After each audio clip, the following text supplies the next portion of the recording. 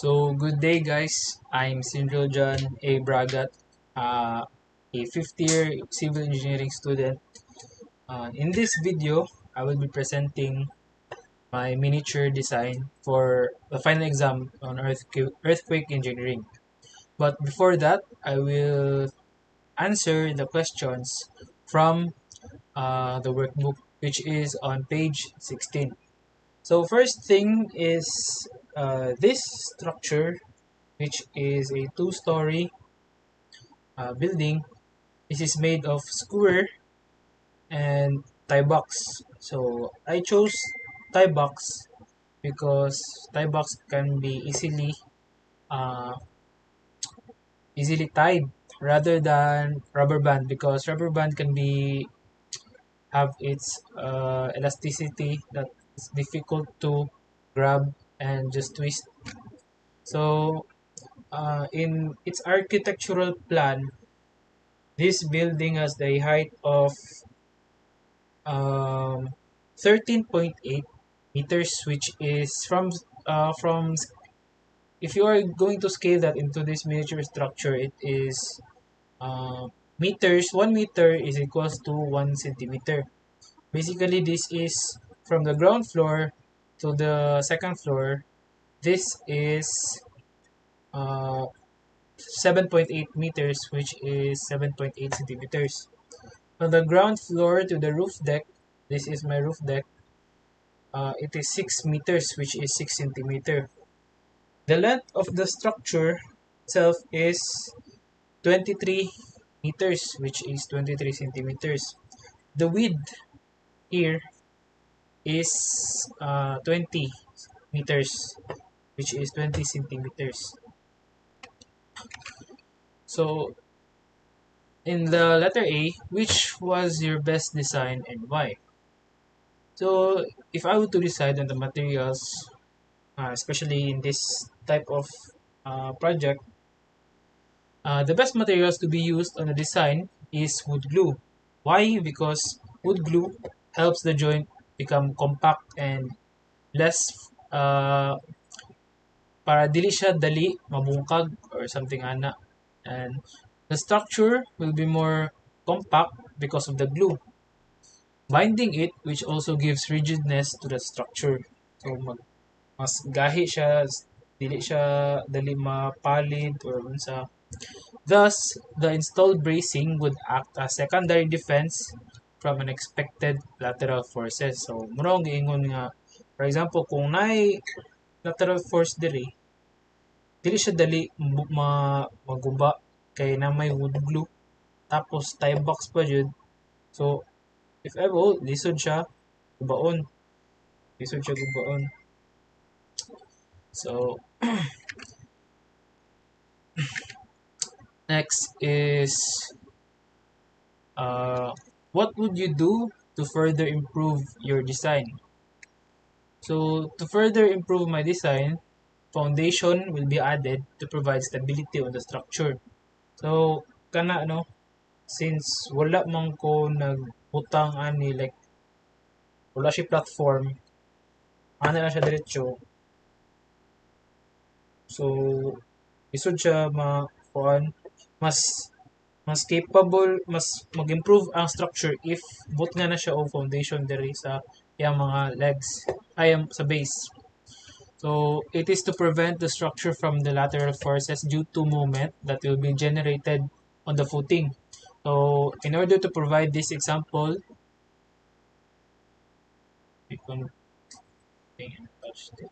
so ayun nga, if ever given a chance para ma-improve ang design, magbuhat og miniature nga footing, ilubog kuan siya para dili siya mutay og dili siya mag sway or something.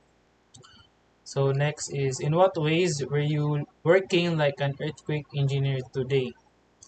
So especially karon na sa nagaskwela pa man ta o uh, as a engineering student, labi na nagatake ko karon og earthquake engineering.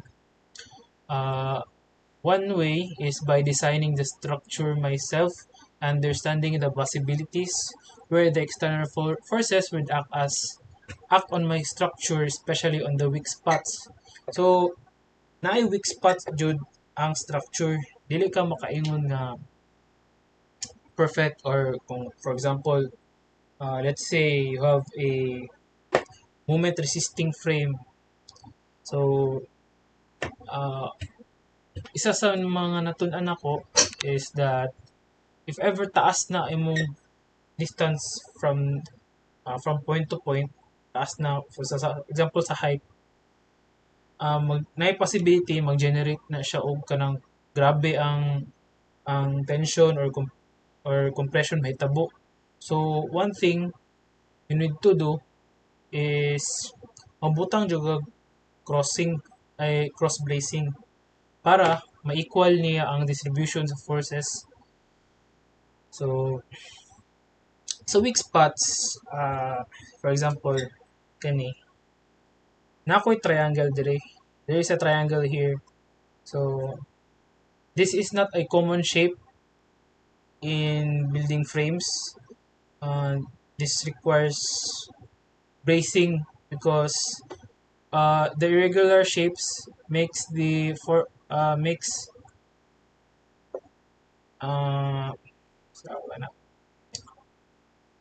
na possibility na diri na part dili siya ma-equal, ang dili maano ang forces or something na mag-apply diri banda sa kind of frame. So na chance nga maguba or something ana. So um as I said, by securing and choosing the right frame and location of the cross bracing, I already became an earthquake engineer. So it was an analysis that I did to make sure my building structure can counteract the shaking and vibrations simulated. So kana no, for example, if my lateral force na mag-act or shaking, ma-withstood sa akong structure because of the bracing. Uh, so D, write down everything about how you were using earthquake engineering today for the design of your building. So by the use of my knowledge in earthquake engineering, I discovered that irregular shape may trigger weak spot on the structure. So installing cross bracings could carry or resist the lateral loads whenever the actual shaking will be simulated. Some part of the structure, especially rectangle and square shape, I assume part of it is a resisting moment frame. So na parts diri nga kaya siya gidiretso naman ako ni siya og cross brace, o na part diri sa uban na nag-assume ko na moment resisting siya. So murag dili man kayo heavy if ever diri ang lateral force, dili man kay siya makuan kay na may cross bracing naka-apply diri. So mo withstood ra niya, and if ever diri pod na lateral force mo apply diri sa rear, okay siya kay naman kani diri makaya ra niya, especially kung there is a footing applied, foundation footing, solid na kayo ang structure ani. So uh, again, installing cross bracing could carry or resist lateral loads whenever the actual shaking is simulated. Some part of the structure, especially rectangular and squared shape, again. Lastly, kaning bay distances niya. So I was taught that a minimum of 4 meters para medyo safe gamay mong distance, dili siya gamay, di pud siya magtama-tama lang. And I made my structure a 4 meters and 5 meters na mga distance sa bay. for it na dili siya layo pod kayo, di siya far from its column to column distance, and it is to prevent the structure from various forces acting on it para uh, kung mulapas mo gud if ever 7 meters or safest na last na 6 meters, okay na ng 6, but 7 grabe na ang ma-apply ana nga kuan something force dira or this tension for something compression kay if layo na there's a tendency nga grabe ang deflection niya. Okay, so we have here description of revenue. So first is uh, description of my building. Again, this is a 13.8 meters by 20 by 23. So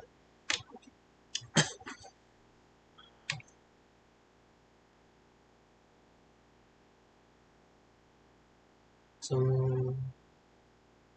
so why I used cross bracing? So cross bracing basically is a system used to support the building. So structures from forces occurring in the structure. Shit, sorry. So again, wala din na record. So why I used cross bracing? So cross bracing basically is a system used to support a building from forces occurring on the structure. So cross bracing helps the balance the forces applied on a frame. Okay, bale, once may applied force here, lateral force, for example, diri banda, the cross bracing, uh, the forces na nagadaloy padulong sa cross bracing, uh, gina-neutralize niya, wherein in each cross bracing there is a tension and compression in each brace. So it neutralize or lessen na madawat na force sa other members. So this type of bracing is good, especially sa Philippines, wherein daghan jud fault line, dili malikayan ang earthquake, especially na every day there is an earthquake, but some earthquakes are just di siya ma-feel.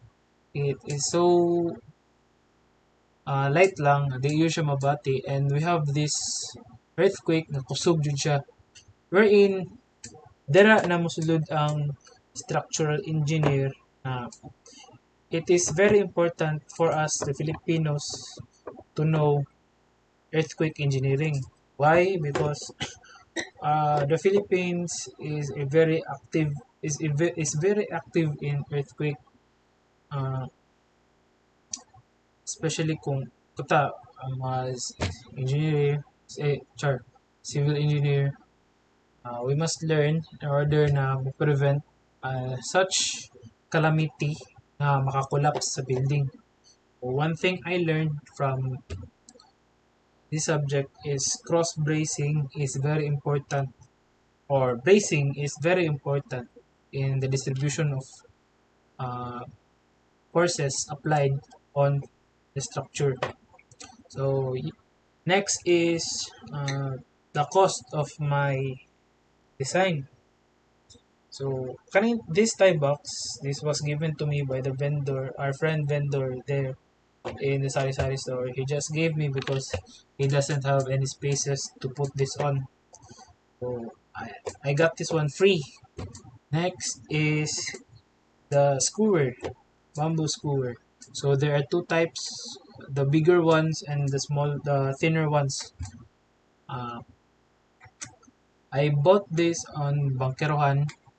They were selling this each with, I think there's 100 in each pack.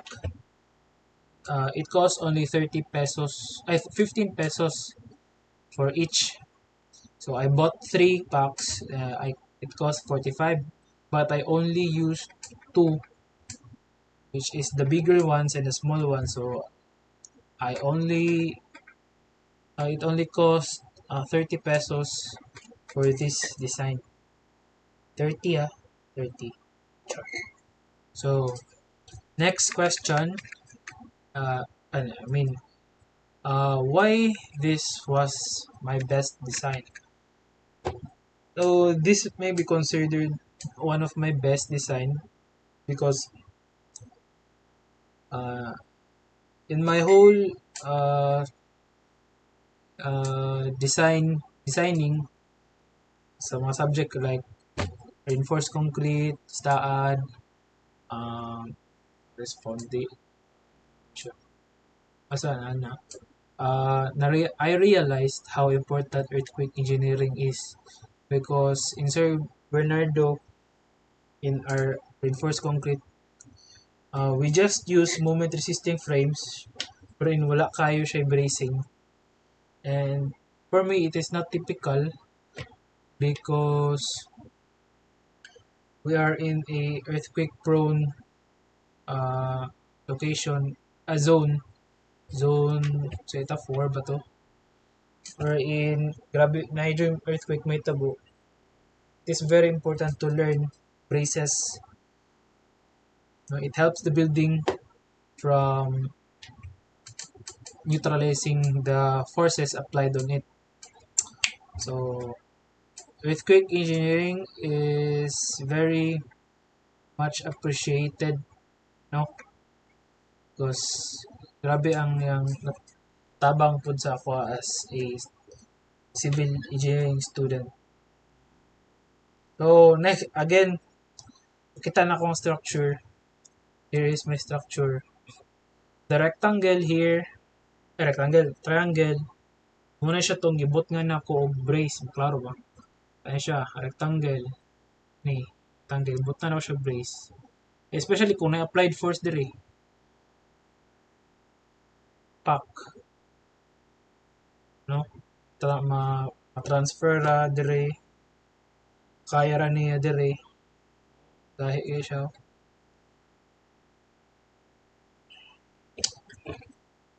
Butan siya brace. Important yun na i-brace ang mga irregular shapes. Next, we have dire. No, braces. Complete yun siya. So, yeah. Klaro man jud, no? So, that's all for my earthquake exam. Thank you.